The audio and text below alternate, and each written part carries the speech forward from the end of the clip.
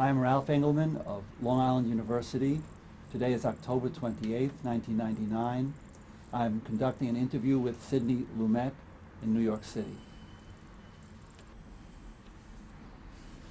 I would like to begin by spending about 15 minutes to get some information about your early years and influences. First of all, what was your name at birth? Same one, Sidney Lumet. And where were you born? Philadelphia. And did you grow up there? No, I had the good sense to leave when I was 1. Came to New York. My parents moved to New York when I was 1. And your mother's name? Eugenia. And what did she do?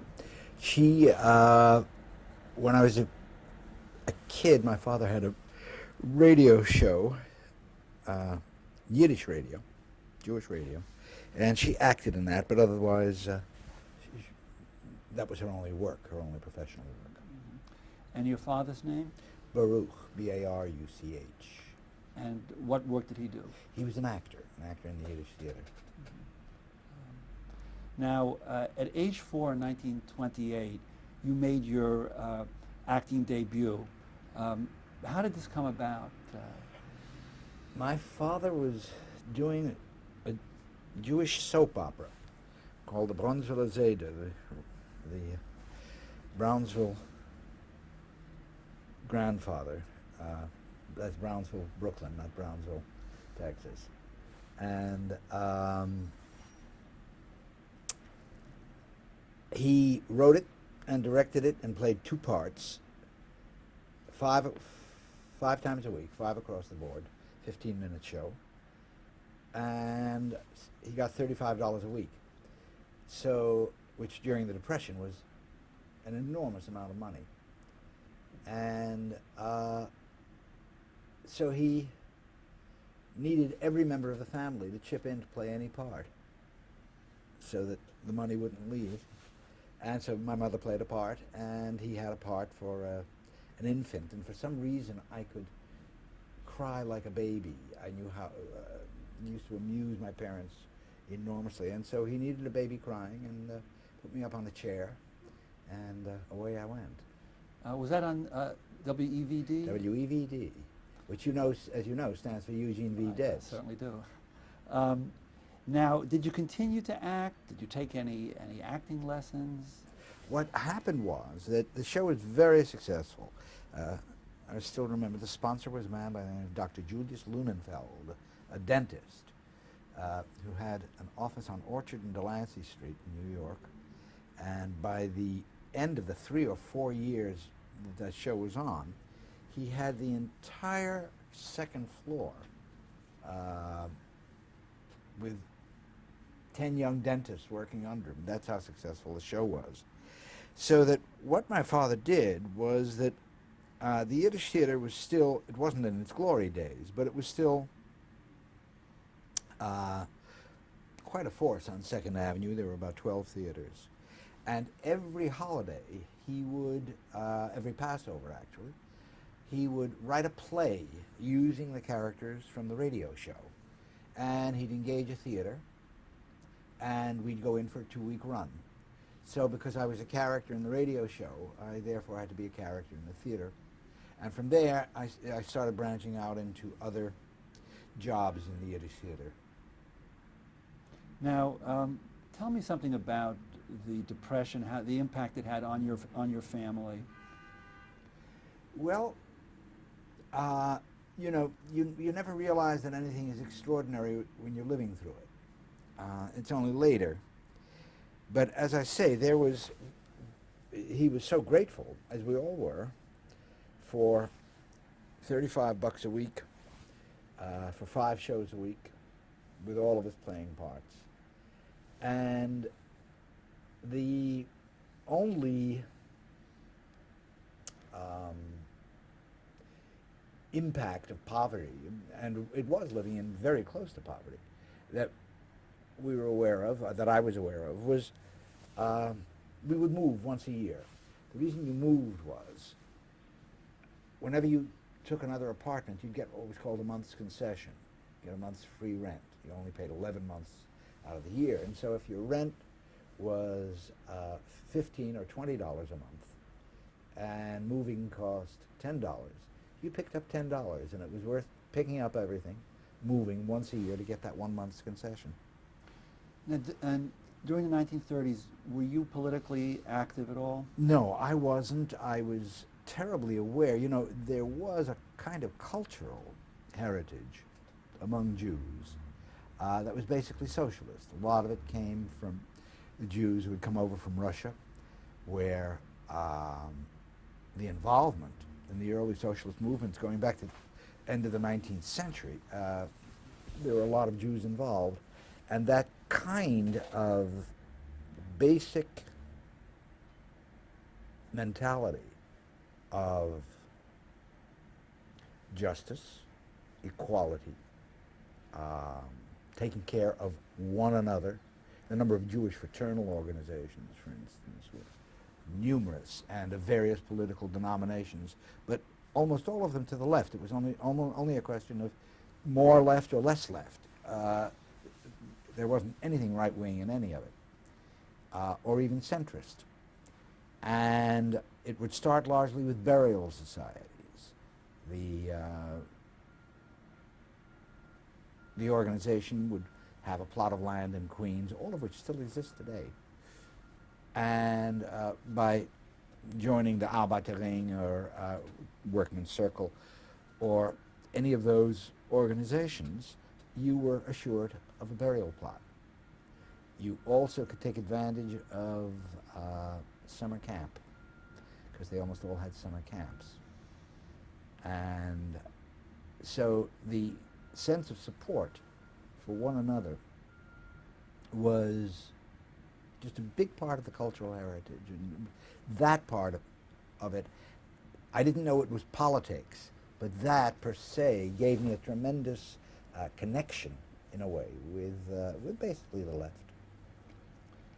And were there any other political groups or organizations that you joined in this period? No, and in none of this, obviously, because I was a kid, was either one who joined. My father, I remember that there were two camps, two Jewish camps, Kinderland and Kinderwelt, which hated each other. One was a Zionist camp, one was a communist camp. I don't remember which one. Kinderland was the communist camp. It still exists, yeah, by the way. Really? At any rate, they would alternately, and this surprised us, hire my father as dramatic counselor. 1 year at Kinderland, 1 year at Kinderwelt. And his fee would be that my sister and I could spend the summer there. The main reason was to get us out of the city. But that was the work was that hard, in the sense that you poured in that much effort in terms of keeping your family going. I want to turn now to early influences on your work and your art. Were there actors, directors, films, radio programs that were important to you in that period? Well, we're getting a little later now. You know, we're getting into when I started working on Broadway, which was when I think I was 11, 1935. Right. And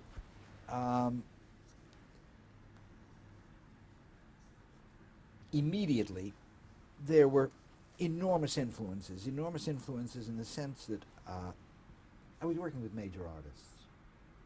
In the Yiddish theater, as I say, the best days were over. It wasn't with Adler and Tomaszewski and the group of great actors. Morris Schwartz was a pale imitation of the great Yiddish actors. So there wasn't a tremendous cultural stimulation. I was doing dopey musicals in the Yiddish theater. But once I came to Broadway, the first play, Sidney Kingsley, who remained a lifelong friend, and I think one of the magnificent American playwrights. There was also a kind of rhythm to a career on Broadway then, in the sense that every year Sidney Kingsley wrote a play, Elmer Rice wrote a play, Sidney Howard wrote a play, Maxwell Anderson wrote a play. The workers in the theater dealt with it as craft. No sitting around waiting for inspiration or what have you, no fear. if you had a flop, you'd be back the next season with another play. And that sense of continuity, respect for work, and the meaning of work in these people's lives was very clear to me at a very early age. I remember many, many years later, when I was grown up, I had dinner with Moss Hart, and he asked me, his son Christopher, who was extremely beautiful, and Christopher wanted to go into the theater as an actor, and Moss said, Sidney, Moss directed me when I was a kid actor, and he said, Sidney, what was it like for you? Is it something that you would recommend for Christopher? And I said, Moss, God, yes. First of all, you cannot be exposed to really creative experiences too early. I do believe that. There's nothing wrong with, what's so great about playing stickball? It's much better to be in my second play, which was directed by Max Reinhardt, with a script by Franz Werfel, with music by Kurt Weill, in which the assistant director was Felix von Mendelssohn III, a great-great-great-grandson of Mendelssohn, exposed to some of the greatest actors in that cast that existed in the theater. And I think it kept me off the streets. I think it was a very good way to grow up. Would you want to take it a step further and try to define or articulate how the influence of that on your later work as a director of teleplays on television and films? I think it, the biggest single influence that it had on me was this faith in quantity, that we really don't know what the result is. I began on Broadway when I was 11. I enlisted in the Army when I was 17. In those 6 years or 7 years, I did 14 plays on Broadway. And that sense of, as an actor, this is a kid actor, and that sense of, you just do the work. You just do the work. Was very important to me. And it gives you the most terrific kind of respect without putting you in awe of anything. You're not in awe of anything. None of it is mysterious. None of it is, oh my goodness. It was very moving one day. Some years ago, my wife, whose background is very different from this, literally relatives who came over on the ship after the Mayflower, because the people who came over on the Mayflower are a little too lower class for that family. And she had never, of course, known anything about this kind of life that I had led. And Michael Jackson was in town. And there was this unbelievable party, don't ask me why, for him at the Museum of Natural History. And Michael called and said that he wanted me to come, and gave me all the secret passwords and things that could get us into the inner circle. And we arrived at about whatever the time was. We got brought into the back. There was Michael. We talked, about 30, 40 people standing around. I'd never seen press like that. I mean, it was unimaginable. There must have been 200-300 photographers all over the museum. And Brooke Shields was there too. And she and Michael were, I don't know whether they were together, but they were hanging out together that night. And finally somebody blew a whistle and everything quieted down and the doors were open and all the press were allowed in. And I mean, it was phenomenal, the burst. And Michael and Brooks just stood there and talked among themselves while these, I would guess, 6,000 flashbulbs must have gone off in those 11, 12 minutes. It was madness. Michael over here, Brooke over here. And they would do it and they would keep right on talking. And when we left, my wife said to me, it's the first time I've ever understood something about you. it's like breathing. You just do it. She had been talking about watching me on set, or the number of movies I had done. She said, "You've been doing it so long, it's just a norm to you." She saw it in them. She saw the way Michael and Brooke, both of whom had been doing it since they were each that high, and that this was the way they lived. So that continual exposure to work, work, work is a great, great contribution. The biggest single artistic jolt. I was, of course, being in the theater then, I was a complete theater snob. All theater movies were just, that's where you went to make money. And oh, sure, Faulkner's out there writing something, and Scott Fitzgerald and so on, and they're picking up a check. They save their serious work for the novels, which, by the way, is true. And we took the same snobism on as far as the theater was concerned. That actors went out there to make money, they didn't go out there to do good work. This was patent nonsense, but at least that was the snobism that was involved. I got interested, and I don't remember how, in foreign movies. And there were more foreign movies playing in New York then than there are now. There were theaters devoted to Russian movies. There was a theater on 8th Avenue and 44th, I think, called the Cameo, which played nothing but Russian movies. Two theaters played nothing but French movies. One theater played nothing. The Italian movies didn't come in until after World War II. But the foreign film distribution system was much healthier. And for some reason, I don't remember how, I saw a picture called Days of Wrath by a great Danish director, Carl Dreyer. And I remember my reaction was, I couldn't have been more than 14 or so. Wow, if this is what movies can be, these people are just being snobbish. Nothing on the stage I saw compared to what that movie meant. Were there other movies that made? Another Carl Dreyer movie, his movie of Joan of Arc.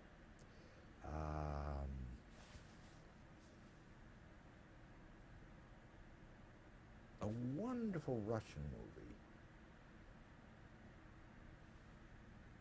And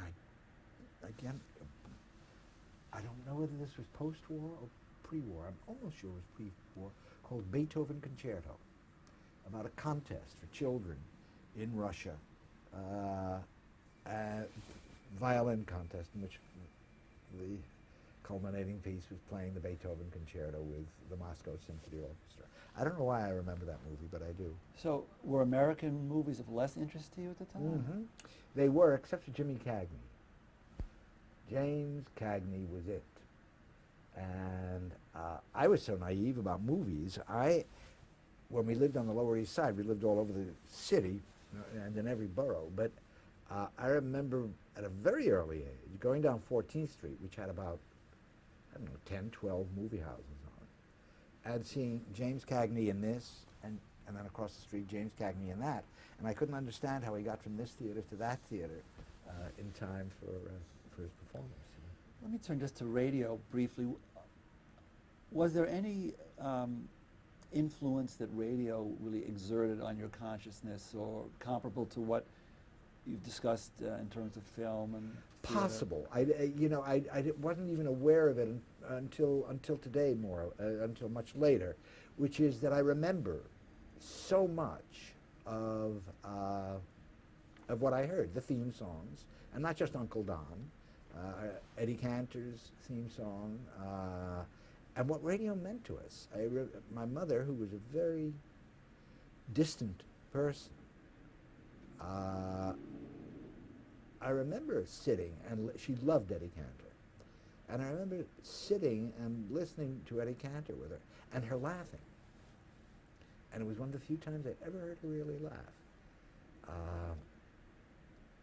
Also, just from a personal point of view, it saved our lives because around, again, financially, because once I started working in the theater, I began working in radio too. And as an actor, a lot of shows, March of Time, Let's Pretend,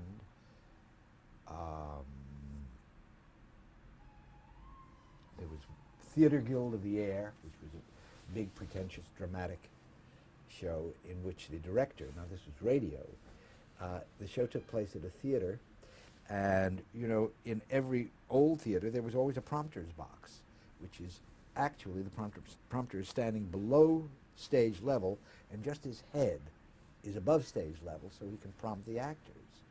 Well, they put on instead of the normal piece of metal that blocked the sight of him from the audience, they put on a glass bubble, and he was lit underneath with 2 purple spotlights because there'd be a live audience attending these shows, and he would cue a sound effect, and he would cue an actor, and he would deliberately put his hands up here because those are the only parts you could see. It was part of the whole pretentiousness of it. It was hilarious. Mm-hmm. I think that might have been Lux Radio Theater. I'm not sure. And what about some of the CBS radio drama? I did Big Sister, and you know, the checks were sensational. If I remember correctly, you got $85 for a show, which was a lot of money in the 30s. $85, but by the way, you always did a repeat. We did not have tape, of course. So you would do the show, and then you'd come back 3 hours later and you do what we call the repeat for the coast, mm-hmm. the show for the West Coast. Now, let me turn to your education. Did you attend college? No, I never did, because by the time I graduated I went to professional children's school. I graduated in, I guess it was 39 or 40. And did I'm not sure whether it was a semester or a term. Yeah, it must have been 40. I did a semester at Columbia in the extension department because I was working and I didn't have time to, I wasn't going to quit work to just go to work on, for a college education. And then, shortly after that, I enlisted. Mm-hmm. So I really had just 1 year. Tell me, in a nutshell, your war experience. The nutshell is hard, but it's nothing I particularly enjoyed talking about anyway. It was terrible. I enlisted because I was very involved with the war, and involved from a political point of view. Was very much for it, did not think one could be for it and stay out and wait to be drafted. So at 17, I went down to Philadelphia to try to enlist in the Navy, and I couldn't because of my eyes. 17 was too young for the Army. You couldn't enlist till you were 18. But the Army had a program. Radar was brand new then, brand new. And they would take you at 17, but not into the Army. You would still be a civilian. But for 6 months, they would train you in radar. And at the end of the 6 months, you'd go into the Army as a radar repairman, into the Signal Corps. So I did that. And then went in, I believe, sometime in 1942. And were you am I correct that you were in the China, Burma, India theater? For 2 years in CBI. Now, you've been quoted as saying that some of your knowledge of sound derives from that period. Can you explain that? What I meant was that part of your radar training was, in that 6-month period, we got a 3-year electronic course, the equivalent of a 3-year electronic course in college. And so that from there on in, not much that could happen electrically that confused me. I knew electronics as well as anybody could. I mean, at one point I was teaching a specific radar circuit, and I think I was 18 years old, in the Philco radar laboratories in Philadelphia, to professors and guys who had their masters in many other sciences, but I knew that particular circuit at that time better than anyone in the world because it was brand new and we were specializing in it. Now, was that knowledge relevant when you later did work in television? Well, sure, because you know, when the audio man would, when he had an oscilloscope there, I knew what it was about. I knew what a cathode ray tube was. I'd been working with cathode ray tubes and radar. I knew what the horizontal did, what the vertical did. I knew what all the triggering mechanisms were. So I'd had a good electronic education. When you were in the CBI theater, did you ever run into Fred Friendly, who was also there? Hey, after the war, in 1946, what did you then do? Did you return to work in the theater? I came back to work as an actor in the theater, and lo and behold, I hadn't grown up to be Clark Gable. I was a short, interesting looking, but interesting looking being the euphemism for ugly Jew, and I knew that the acting career would be quite limited, but I still wanted to do it, and went back to acting for a number of years. Right. And what kinds of productions were you in? I didn't work very much. Again, I think because of the physical thing. I replaced Marlon in a Brando in a play called A Flag is Born. And, God, I did a play called Seeds in the Wind, which sounds just horrible. Got a little bit of, vaguely remember some television work. Remember being on Studio One as an actor. And basically then finally, and again here I don't remember the year, just to make a living, I had heard that they were trying to set up a vocational high school called the High School of Performing Arts. And I don't know how it came about, but I met the principal. I went down, met the principal, and I set up the drama department there and became a teacher in the Board of Education, New York Public School System. For roughly how long did you do that? I did it for 2 years. So could you say a word about your experience at Actors Studio? Did you study there? Yes, I did. I was in the original group, and I believe that was 1949. Again, I'm not when the studio was founded. I think it was 47. Was it 47? Was it that early? And at that time, Kazan and Bobby Lewis and Cheryl Crawford were running the studio. The three of them were among the most successful directors and producer on Broadway. Cheryl was the most successful producer. Bobby had just had big hits with Brigadoon, and Kazan, of course, was already a legend. Streetcar had opened by then. I don't think Death of a Salesman had, but you know, he was Broadway's premier director. Interestingly enough, Kazan took the